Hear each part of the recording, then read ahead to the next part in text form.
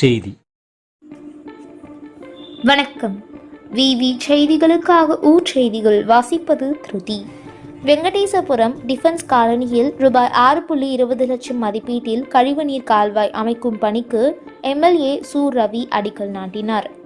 ராணிப்பேட்டை மாவட்டம் அரக்கோணம் அடுத்த வெங்கடேசபுரம் டிஃபென்ஸ் காலனியில் சட்டமன்ற உறுப்பினர் தொகுதி மேம்பாட்டு நிதியில் ரூபாய் 6.20 லட்சம் மதிப்பீட்டில் கழிவுநீர் கால்வாய் அமைக்கும் பணிக்கு அடிக்கல் நாட்டு விழா நேற்று நடைபெற்றது. விழாவிற்கு அரக்கோணம் மேற்கு ஒன்றிய செயலாளர் பழனி தலைமை தாங்கினார்.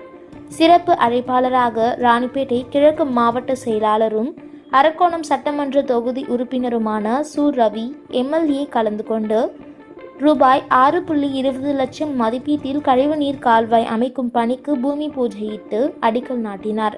இதில் ஒன்றிய துணை செயலாளர் பாபு, மாவட்ட பாசறை துணை செயலாளர் அரிதாஸ் மற்றும் கட்சி நிர்வாகிகள் பலர் கலந்து கொண்டனர்.